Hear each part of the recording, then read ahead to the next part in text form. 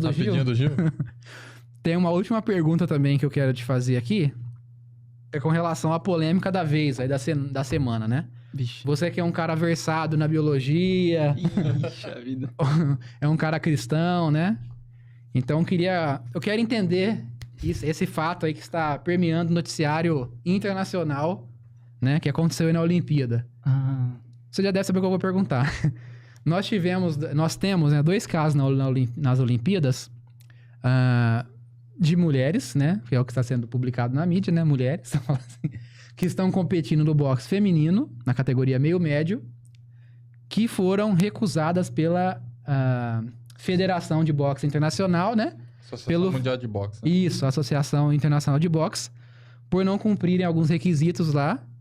E por conta disso, a Associação Internacional de Boxe entende que elas não poderiam competir contra mulheres porque seria, enfim, seria como homem competindo com mulheres, né? Pelo nível de testosterona e pelo fato de elas terem cromossomos XY, né? Daí teve muita polêmica, a gente falando que, não, peraí, é homem, que é trans, né? Homem que vira mulher. Aí tem gente que falou assim, não é, nasceu mulher, mas tem algum problema genético, né? é intersexo, é hermafrodita, cada um fala uma coisa. Mas pelo que eu entendi, nesses 2 casos, pelo que eu pude ler nas notícias de pessoas que foram atrás da história dessas duas não sei nem o que falar, gente, dos atletas, né? Desses 2 atletas. O que eu entendi foi o seguinte: elas nasceram com cromossomo XY, né? É difícil de falar, gente, desculpa. Nasceram com a peça, vamos falar assim, com a peça. A peça não desenvolvida, tá? A peça não desenvolvida, com testículos, principalmente no caso da Argelina, né? Com testículos no corpo, né? Internos, né? Por mais que não esteja aparente. E tem testosterona de homem, enfim, todas as características de homem, né?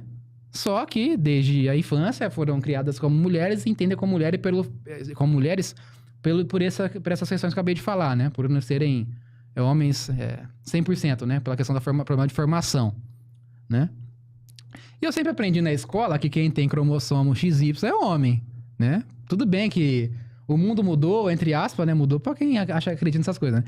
O mundo mudou, né? E tal, né? Então falam que homem pode virar mulher e por aí vai, né? Mas para fins biológicos, né? Para fins médicos, um caso assim seria tratado como homem ou como mulher? Qual que é a sua perspectiva sobre essa polêmica toda? A sua visão como médico, cara que entende da biologia, mais do que a gente só sabe de orelhada. Tratado, você fala como paciente? Como paciente, o que você acha da competição? Se de fato é algo justo ou não competir com mulheres, já que essas características... Enfim, pelo que eu comentei, qual que é a sua visão sobre tudo isso daí? Os casos de hermafroditismo ou de síndromes genéticas em que a pessoa tem um cromossomo e o corpo desenvolve de outra forma são coisas muito específicas e muito raras, né? O que é mais comum, eu não sei o caso da Argelina, acabei não lendo nas últimas semanas o que exatamente tem de síndrome e tudo mais, mas a gente tem uma diferença aí, se a gente for olhar então no XY, no XX, a gente tem uma diferença estrutural que é inegável. Não tem como a gente voltar atrás e falar, não, é igualzinho. Não. A proporção de massa muscular é maior em quem tem o cromossomo XY, quem tem a testosterona, enfim, quem é biologicamente homem, como a gente fala. E o macho e a fêmea, biológico ali, ele tem diferenças também estruturais. Por exemplo, tem um osso que é específico para o homem e para a mulher, que é a bacia. A bacia da mulher é diferente da bacia do homem. Isso muda. E a relação de massa e gordura ali também muda. Até depois ali no caso da mulher, da menopausa, ela muda um pouquinho o hormônio que ela produz. Tem mais tendência à osteoporose, diferente do homem que não tem tanta essa tendência. Enfim, biologicamente não é igual. A gente sabe que não tem como bater o martelo que é a mesma coisa. Eu vejo que essas percepções de alteração, como você falou, são muito mais de interpretação, de que linha que você já tem, para depois você bater o martelo se é ou se não é. Mas quando a gente olha para a biologia, realmente a massa muscular é diferente, a força que a pessoa desenvolve é diferente, a testosterona, a ação dela no corpo, quando ela é produzida, quando ela tem o receptor ativo, vai provocar maior ganho de massa, maior produção de tecido muscular. E que eu me lembro agora, existe uma doença que é a síndrome de Morris, que você tem a testosterona alta, mas tem o corpo de mulher, que é quando você tem a insensibilidade ao androgênio. o seu corpo ele não reconhece a testosterona. Mas isso é um ponto em 1 milhão. A genitália externa é feminina, mas a pessoa tem ali o testículo interno no lugar dos ovários. Tem que até tirar, porque senão vira câncer depois.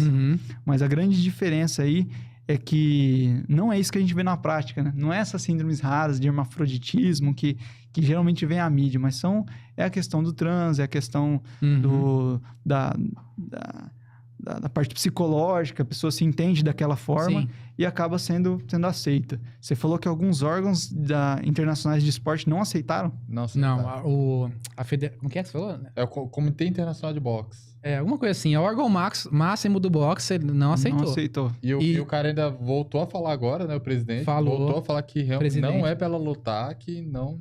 O COI passou por cima da decisão do Comitê do Boxe Internacional. Sendo que, teoricamente, o COI, ele acata as decisões das federações de cada modalidade. Mas decidiram passar por cima nesse caso aí, né? Por que será, né? Então, no caso assim, porque o que o pessoal mais militante pra esse lado tava falando o quê? Os níveis de testosterona estavam baixos, né? Então, isso ela poderia fazer com que elas lutassem contra mulheres. Mas há uma diferença entre um corpo que foi construído à base de testosterona e um corpo que não foi. Sim. Mesmo que a testosterona, naquele momento, seja baixa. Sim. De uma vez que já construiu os músculos, os ossos, aí toda a estrutura com a testosterona alta, mesmo que ele tenha uma baixa, não tem nada a ver. Isso aí. A estrutura em si, ela é remodelada constantemente. Só que é diferente de uma estrutura que ficou a vida toda exposta à testosterona e outro que não foi, né? E o nível de testosterona também não é o único ponto a ser dosado. Se fosse assim, era só fazer um exame de sangue. Seu testosterona tá baixa, pode fazer o que você quiser. Não é assim, né? A gente sabe, por exemplo, quando a gente pensa em nível de testosterona, lembra do pessoal aí que usa o suco, né? Que faz a aplicação aí. O que ele faz com o corpo dele é tentar, de forma artificial, aumentar o nível de testosterona. E realmente, se jogar mais testosterona, você vai ter mais produção de músculo, vai aumentar. Só que a preço de quê? A preço de um feedback negativo no seu cérebro, que você já tem testosterona, você não precisa mais produzir. Aí você vai fazendo, diminuindo a produção endógena, a produção do seu próprio corpo de testosterona. Até que ponto que isso é benéfico? Depende, o corpo é seu, eu vou te orientar, que eu não faria isso com o meu. Você quer fazer com o seu, você vai procurar outra pessoa, eu não vou prescrever, mas com esse fim de ganho de massa, não é esse o nosso foco aqui, mas é a mesma coisa, não é só o nível de testosterona que importa, né? Tem mais coisa envolvida aí, estrutura óssea e muscular. Legal. Então, para encerrar esse assunto de vez, só para eu entender melhor, né? Considerando a literatura médica consolidada, até recentemente, agora mudaram de nome, antes era hermafrodita, agora tô falando que é ofensivo, que não pode mais falar, agora é intersex. Intersex. As pessoas que são que são esses casos, né, de pessoas intersexos ou hermafroditas, como preferirem chamar, de acordo com a literatura médica, até recentemente, pelo que você conhece, como que é definido o sexo da pessoa quando ela nasce lá? É pela genética, pelo cromossomo lá? É um caso anômalo e tal... XY tá lá, homem, macho, fêmea, entendeu? É assim, era assim, não sei se mudou agora, né? Até nome tá mudando, né? No documento, vai saber, né? Mas até então, pela literatura médica era dessa forma? Era pela genética? Vou falar o que é mais prático. Mais prático é por fora. A grande maioria não vai ter problema. Quando você tem alguma dúvida, que acontece, às vezes existem o que a gente chama de genitália ambígua. Nasce um bebezinho, você olha e fala, mas isso aqui, o que é isso aqui? É um testículo? É uma vulva? É um pênis? Não dá para entender. Aí você pede um teste genético, faz que a gente chama de genotipagem, né? Faz esqueci agora o nome. Faz a sequência dos cromossomos lá.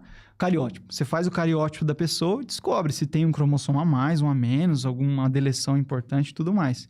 Geralmente, os que têm genitália ambígua já tem alguma coisa que é mais provável de acontecer. A gente tem algumas síndromes genéticas que provocam genitália ambígua. Agora, é o parâmetro inicial mais óbvio, né? Sim. Você recebe uma criança, na verdade, até no ultrassom, você não precisa nem receber a criança. Você já consegue ver com as características externas e bater o martelo. Isso só vai se alterar lá na frente se tiver algum indicativo de que possa ter uma anomalia, né? Certo. Existem algumas síndromes, por exemplo, eu citei a de Morris, que geralmente a mulher só descobre que ela tem na adolescência e fase adulta. Porque ela tem o que a gente chama de amenorreia primária, ela não menstrua. Não, beleza, tá com 12 anos, não menstruou, tudo bem. Tá com 14, menstruou, tudo bem. Peraí, tá com 16, menstruou ainda, 18? Aí ela vai lá e faz um ultrassom e descobre que no lugar do ovário tem testículo. Fala, peraí, então realmente você não tem... Aí tem também a vagina curta, o fundo cego da vagina. Você fala, pô, isso aqui não tá normal. Então, demora um tempo a descobrir, só que a genitália externa é feminina. Então, como que você vai descobrir isso? Só nesses casos específicos mesmo. Uhum. Então é isso aí, gente. Batemos o martelo. A lei da genética tá valendo ainda, tá? Tá valendo? Não aboliu, não, tá bom? Bom lembrar aí, tá? Já atenção, jornalistas. Tá valendo. Ouviram aí, ó. Ouviram o doutor falando. Não fui eu nem o Glaucio que falou aqui. Nem ele, foi a genética. Foi. Eu não escrevi o livro, não. Então tá. Bom,